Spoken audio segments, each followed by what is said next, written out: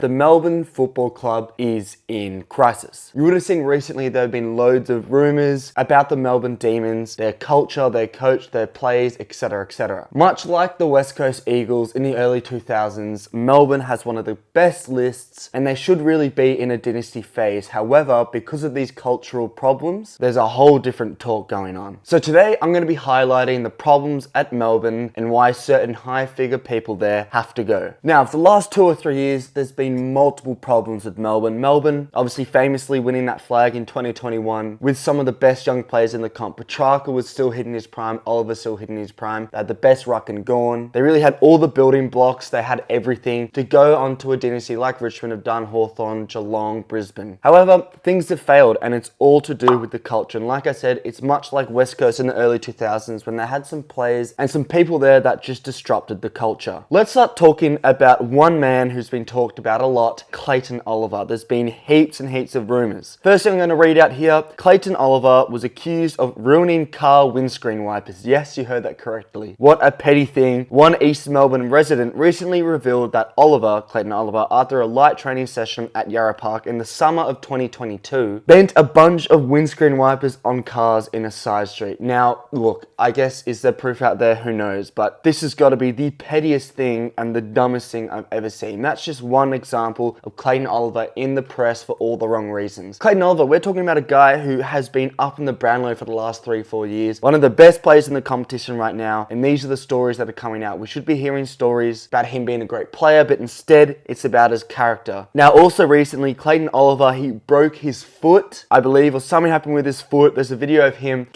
literally kicking a wall, breaking the wall down, foot going straight through it.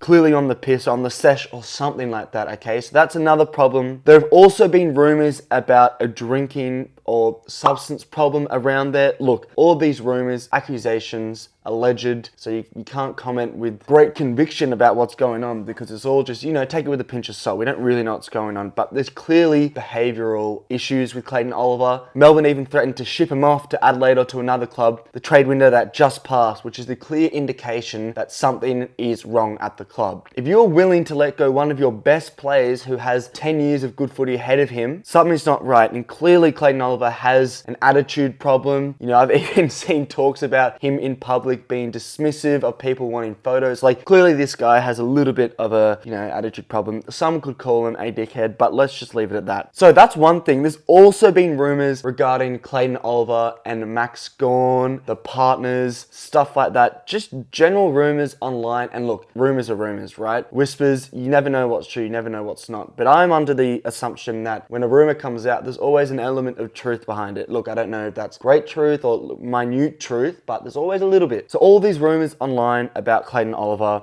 really look bad on Melbourne, look bad on, the higher ups of the football club, and look terrible on Clayton Oliver. And I don't blame Adelaide for wanting to get rid of him. It's a bit like Jack Ginnivan at Collingwood. Good player, but Collingwood thought, you know what, you're too distracting. Off-field, you're doing the wrong things and it's distracting our club from success. Let's ship you off because, look, we'd rather have a mediocre player whose, attitude and behaviour is great than a great player who has terrible behaviour and attitude. That's got to do with Clayton Oliver. Now, on to Joel Smith. Obviously, recently you would have seen Joel Smith was tested positive for cocaine. There's been quite a few of those for the last couple of years, but this still reflects on the club ultimately, and it looks bad on Melbourne, and it's more got to do with the culture there. That's clearly a cultural problem, substance abuse, something's going on behind the scenes that we don't know, and what's going on, like I said, is deteriorating their chances of being a successful club in the now and in the future. And with all these rumours as well, and the Joel Smith stuff, Oliver stuff, Melbourne have been a bit dubious about how they've sort of addressed these things. Kane Corns was correct in saying that Melbourne are sweeping things under the rug. They're pushing things aside. They're addressing,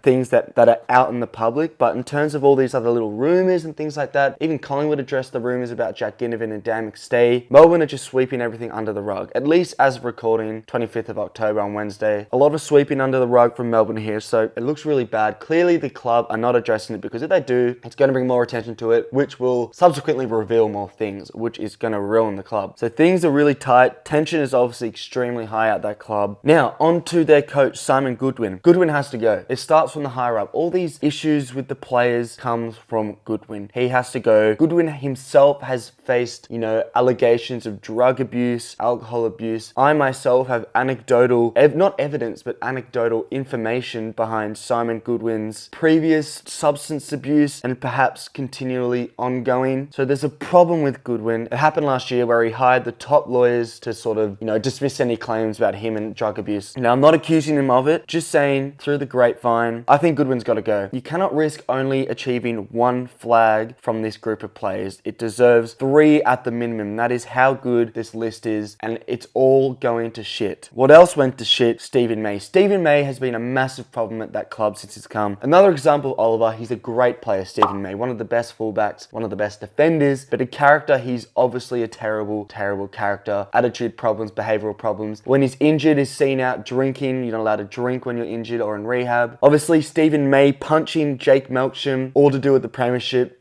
Stephen May highlighting that Jake Melksham didn't get a premiership. I mean, that is just dickhead behavior. Pretty obvious that Stephen May is a terrible bloke based off the things you hear, even with just the Melksham thing, let alone all these other things. Coming out after Collingwood win the grand final this year, saying that they didn't deserve it or Melbourne were the better team. It annoys him because they should have won. Sulking, not what a leader is. He's not a leader, and things like that distract the club from success. And like I said, that all starts with Simon Goodwin. Goodwin, if Melbourne want to be brutal, the higher ups really want to be brutal, kick him out. Get someone else in, alright? I don't care, there's no one good. You got to get rid of this guy because at the end of the day, he's responsible of controlling the culture, and ultimately it comes down to him. Now, I'm not a Melbourne fan. Obviously, you'll see I'm a Richmond fan, so I'm not an expert on this, but if you are a Melbourne fan, let me know in the comments what your thoughts are on just the complete shit show that's going on at Melbourne. Everything's just going wrong. Even on the field the last 2 years, going out in straight sets, clearly something's going wrong on and off field. On a anonymous social media post, it says here, rumors are rife about some players' behavior, too much drinking, too much other stuff, poor decisions. It's out. It's out. You look online, everything's out about these players. Rumors will get out. Rumors will spread. And clearly in the team, in the squad, there's fractures in relationships, which ultimately leads to sides being chosen, and then the culture's dead. Even if you look at the trade window, they let go of some key players, I thought. James Harmes, young, talented midfielder. Yes, he's not the star mid, but he's a young mid. James Jordan, look, Melbourne fans seem to think he's a mid player, but he's still young and has potential to grow. And to replace him, you bring in Jack Billings, which is uninspiring. The trade window was awful. Even the Brodie Grundy situation, that was a failure. Now, ultimately, if you look up rumors of Melbourne, you'll find a million things, as you will with every club, right? But clearly, everyone knows it. The pundits in social media, they're choosing not to ignore it, but to tread lightly around what's going on, because there's a lot of ice-thin situations going on where little bits that come out are gonna just break it. So, now, how do you fix it? Clearly, I'm not fucking educated on how to fix it. But like I've been saying, from the higher-ups, get Goodwin out. Change your leadership. Max Gawn, I think, is brilliant. Christian Petrarca, I think, is brilliant. Clearly, both of those are leaders and good people with likable personalities. But in terms of the blokes I've talked about who seem to be unlikable to the public and in general, something's got to happen with them. You either got to be brutal, kick them out, like Collingwood did with Ginnivan, distracting off-field behaviour, or you got to somehow try and change them, embrace them. I'm not so sure, but the culture's got to change, which starts from Goodwin. Look, as I edit this, there might be more things coming out. There might, the rumours might have been revealed to a greater extent. Let me know what your thoughts are on this, because it is an interesting topic. Nonetheless, let me know if you enjoyed the video. Make sure you like, subscribe, all that good stuff. Follow the TikTok FTFooty, and I'll see you in another video.